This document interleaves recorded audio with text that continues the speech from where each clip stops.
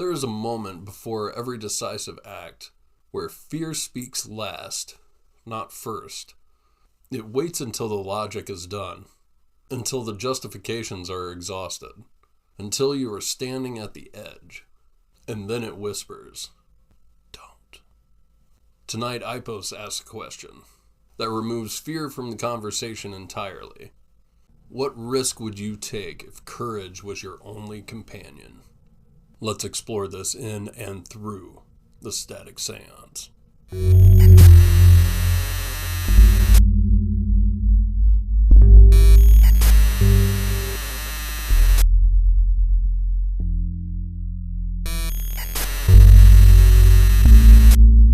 whisper caught between stations, neither here nor gone. The hum of voices trapped in the wires, their confessions dissolving into static. A seance not in candlelit rooms, but on flickering screens, where the ghosts don't knock, but distort the signal. Shadows coil in the white noise. If only one dares to alter their own frequency, and listen.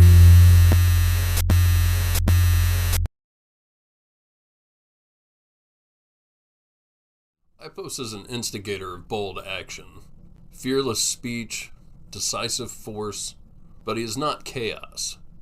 He is clarity under pressure. He teaches that courage is not recklessness.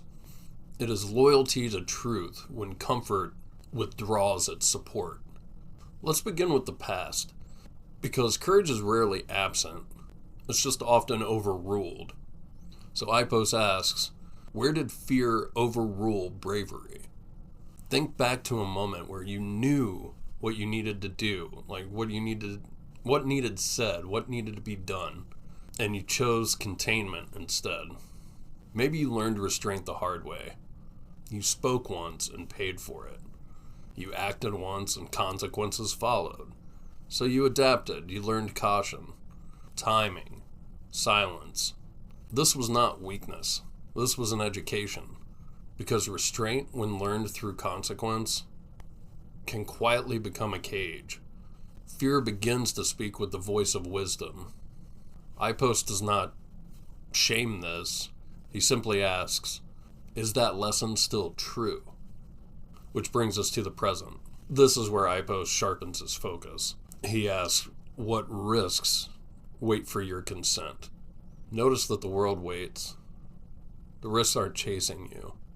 It's not forcing itself forward. It is patient.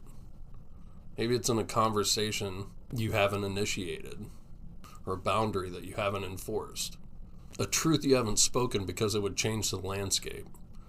Fear will tell you, now isn't the right time. But Ipos always asks, will there ever be one? This is where courage is misunderstood. Courage is not the absence of fear.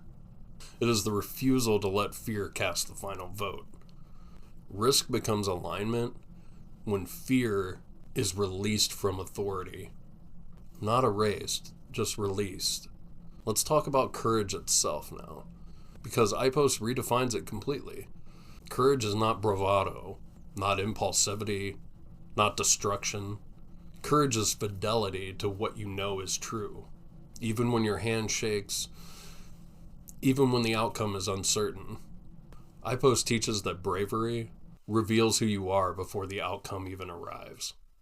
This is crucial, because most people outsource identity to results. If it works, I was brave. If it fails, I was foolish. Ipos rejects this entirely. You are defined by the choice to act anyway, not by what happens after. So now let's look to the future on this. This is where Ipos becomes Forge and Flame. He asks, what leap defines you? Not every risk matters.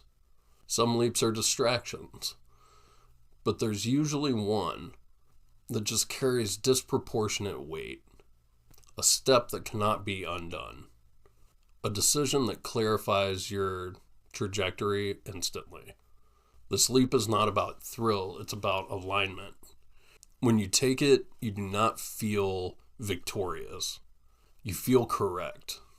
Fear may still be present, but is no longer in charge. Ipos teaches that destiny is not revealed gradually. It is forged in moments of decisive force, moments where you choose action over delay, truth over safety. Now we come to the final teaching of Ipos for now, and it's blunt. Fear is the final lie to be challenged. Not because fear is useless, but because fear always exaggerates its authority. Fear will say, wait till you're ready. Wait till you're safe. Wait until you're certain. And Ipos replies, you are already here. Courage is not about eliminating danger. It's about refusing to abandon yourself while you're in its presence. So ask yourself tonight, if courage were my only companion, what would I finally do? What truth would I speak without softening it? What step would I take without rehearsing failure? Because the leap that defines you is rarely dramatic, but it is always irreversible.